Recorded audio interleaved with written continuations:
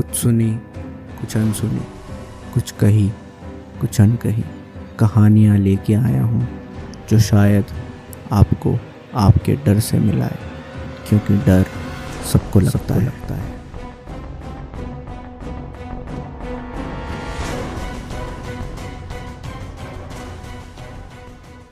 राघव की नई नौकरी लगी थी होटल ब्लू डायमंड में। होटल बहुत बड़ा नहीं था, पर उसे उस नौकरी की सख्त ज़रूरत थी, इसलिए वो ये नौकरी ले लेता है। उसे हाउसकीपिंग स्टाफ में नौकरी मिली थी। उसका पहला हफ्ता थोड़ा मुश्किल बना रहा, पर जल्दी निकल गया था। काम समझने में उसे थोड़ा वक्त लगा, पर वो धीरे धीरे समझ रहा था। एक रात जब होटल में स्टाफ कम था, तब रिसेप्शन के टेलीकॉम में एक फ़ोन आता है। उस समय रिसेप्शन में कोई नहीं होता, इसलिए राघव वो कॉल उठाता है। कॉल की दूसरी तरफ से एक आदमी की आवाज़ आती है जो कहता है, एक कॉफ़ी और सैंडविच रूम नंबर 213 में। इसका जवाब राघव देता है। राघव कहता है, रियली सॉरी सर, पर अब किचन बंद हो गया है, अब कुछ नहीं हो पाएगा। ये सुनने से पहले ही कॉल कट हो जाता है। राघव कॉल बैक भी करता है, पर उस तरफ से कोई नहीं उठाता। उसके बाद राघव ये बात बाकी हाउसकीपिंग स्टाफ को बताता है, पर जैसे ही वो ये बात सुनते हैं, वो ये बात हंसी में उड़ा देते हैं। उनमें से एक कहता है, हम इतने भी बेवकूफ़ नहीं हैं राघव जितना तू समझता है। मेरी उम्र निकल गई बेटा इस होटल में यहाँ काम करते करते, और तू कल का आया लड़का अभी से हमें डराने की कोशिश कर रहा है। ये बात सुन के राघव को कुछ समझ नहीं आता। वो सोच में पड़ जाता है कि ये लोग उस पर क्यों हंस रहे थे और ये किस बारे में बात हो रही थी। वो इन सब से ये पूछने की भी कोशिश करता है, और तब तक वो लोग वहाँ से चले जाते हैं।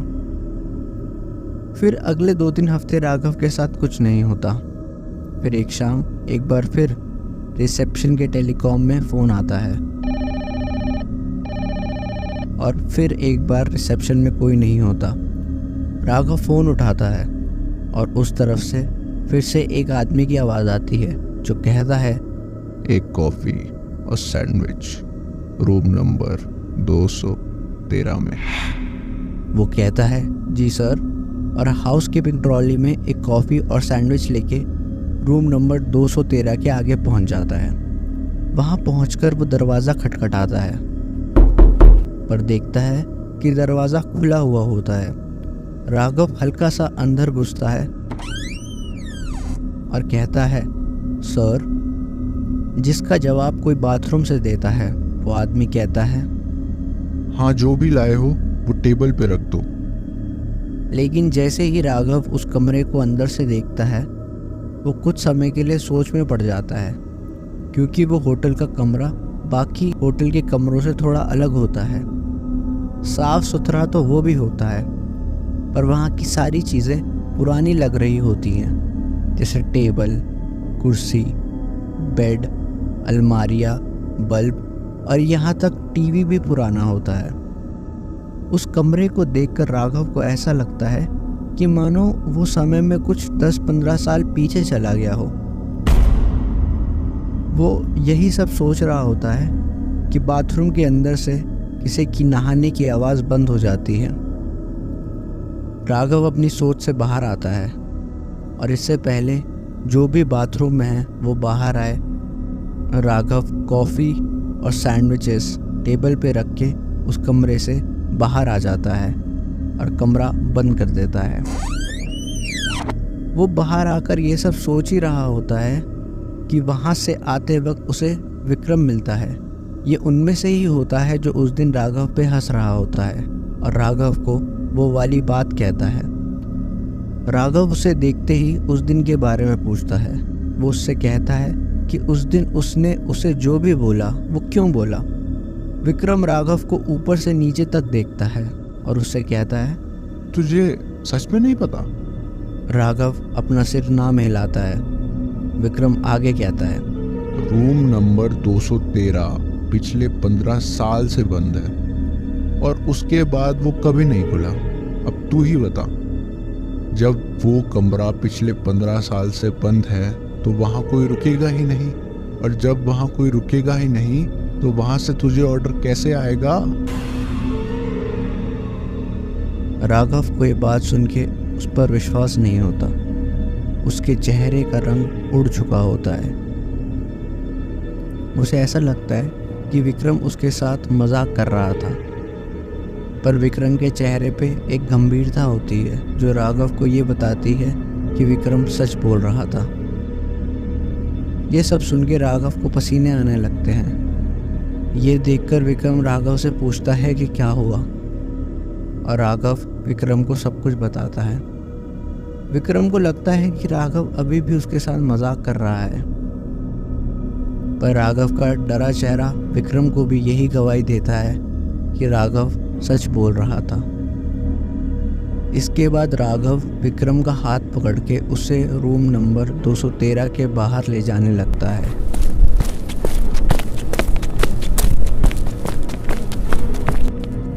और वहां जाते जाते उसे कहता है, ऐसा कैसे हो सकता है, मैंने अभी यहाँ एक ऑर्डर दिया है। पर जैसे ही वो लोग वहां पहुंचते हैं, राघव को अपनी आंखों पर विश्वास नहीं होता। उस कमरे के दरवाजे पर धूल ऐसी भरी होती है कि मानो वो सालों से न खुला हो। ये सब देखने के बाद विक्रम राघव को कहता है, बोला था ना मैंने, चल अब मजाक बंद कर, बहुत हो गया, बहुत काम है आज। पर राघव के कुछ समझ नहीं आता। फिर वो विक्रम को वो सब बताता है जो उसने उस कमरे में देखा। वो पुराना सामान, वो बेड, कमरा, वो टेबल, वो बल्ब, वो दीवारों का रंग और वो टीवी भी। और अब ये सुन के विक्रम के चेहरे का भी रंग उड़ जाता है, क्योंकि जो राघव ने बताया होता है वही उस कमरे में 15 साल पहले था, आखिरी बार जब वो कमरा बंद किया गया था। राघव ये भी बताता है कि उस कमरे में सब सही था, सब बिल्कुल ठीक था, अपनी जगह पे था, बस उसका पंखा एक तरफ से झुका हुआ था, जैसे अब टूट कर गिर जाएगा। इसके बाद विक्रम राघव को उस कमरे की कहानी बताता है। विक्रम बताता है कि 15 साल पहले जब उसने यहाँ नौकरी शुरू करी थी, तब रूम नंबर 213 में एक आदमी आया था। वो वहाँ 2 दिन ही रहा। बड़ा ही अजीब आदमी था। पूरे टाइम डू नॉट डिस्टर्ब का कार्ड लगाया हुआ था। फिर एक बार आखिरकार वो एक ऑर्डर देता है, एक कॉफी और सैंडविच, रूम नंबर 213 में।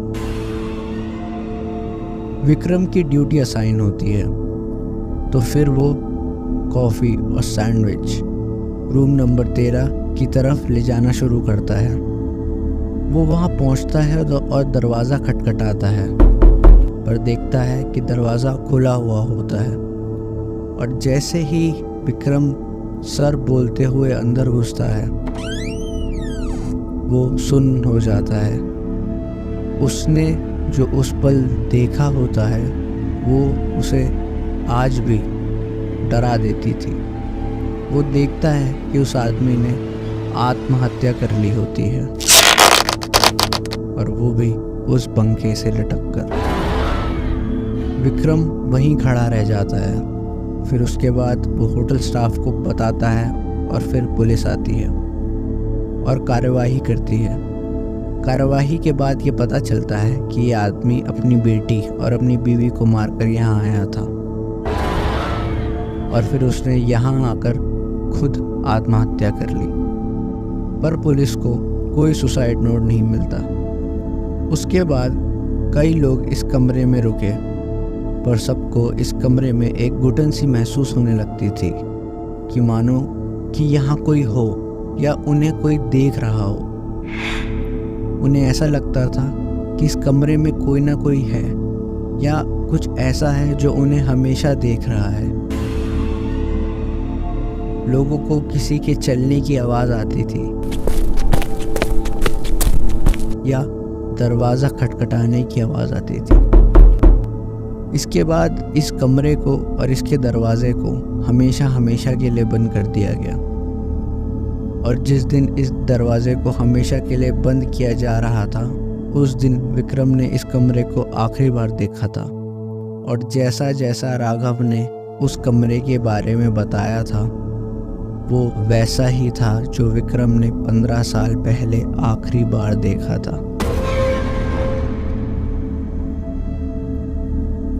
विक्रम की ये बात ख़त्म ही हुई होती है कि तभी रूम नंबर 213 के दरवाजे के अंदर से किसी की खटखटाने की आवाज़ आती है।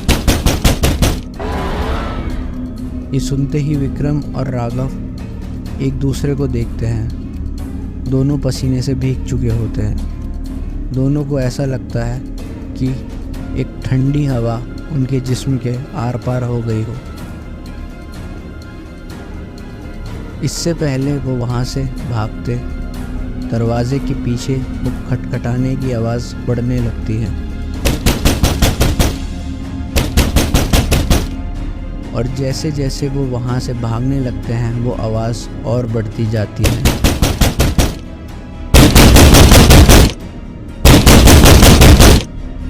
अब वो दोनों भागते भागते रिसेप्शन तक पहुँचते हैं।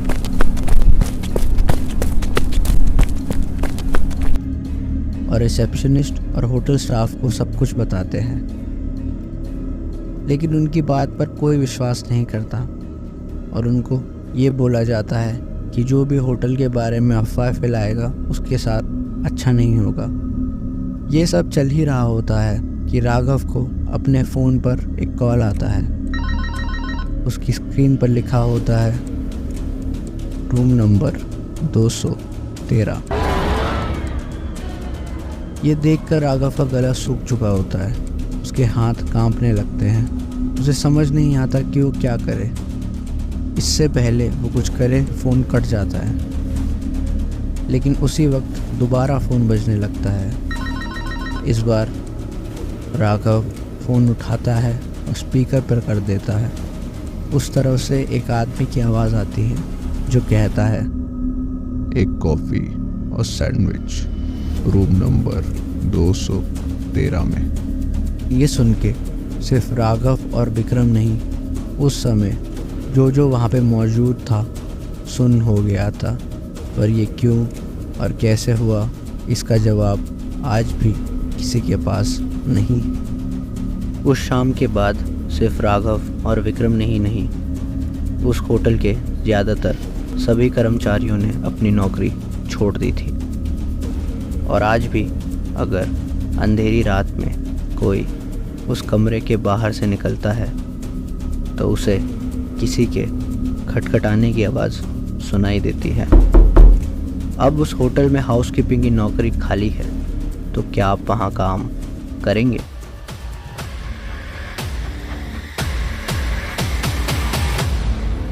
आप सुन रहे थे डर सबको लगता है।